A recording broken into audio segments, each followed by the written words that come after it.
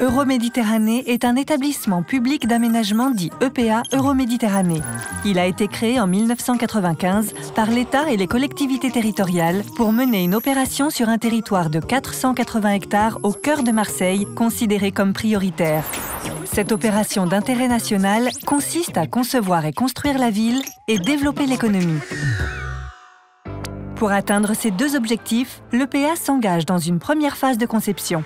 Il définit avec ses partenaires les secteurs du projet et le programme qui fixe le cap.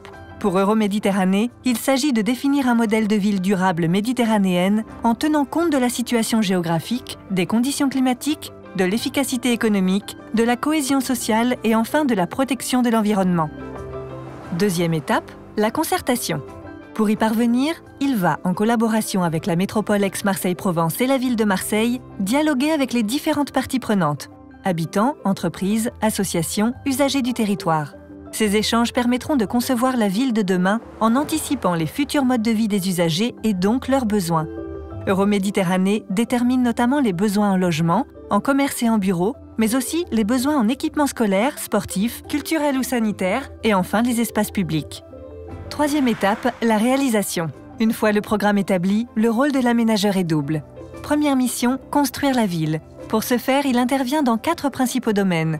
La construction de bureaux, commerces ou logements privés, la rénovation de bâtiments, la réalisation d'espaces publics et la construction ou rénovation d'équipements publics. Pour pouvoir construire, l'EPA achète une partie des terrains du territoire, les autres restant des propriétés privées. Les terrains acquis par l'établissement public d'aménagement Euroméditerranée sont revendus à des promoteurs, des constructeurs ou des bailleurs sociaux qui en feront des bureaux, des commerces ou des logements. L'acheteur doit néanmoins construire en respectant le cahier des charges défini par le programme. Afin de rénover des bâtiments, l'EPA établit un cahier des charges que les propriétaires mettront en œuvre avec les prestataires désignés.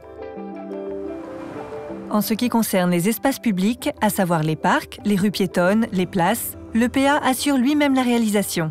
Ils sont ensuite remis en gestion à la collectivité compétente, la ville et ou la métropole. C'est elle qui en assure le nettoyage, l'animation, la gestion des usages et l'occupation et l'entretien.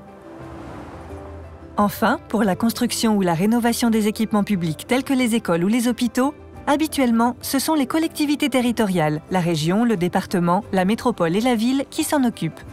Mais il peut être décidé sur le territoire que l'EPA Euroméditerranée s'occupe de la construction de ces équipements publics. Deuxième mission d'un établissement public d'aménagement, le développement économique. Ce dernier est essentiel à la fabrication de la ville et du territoire.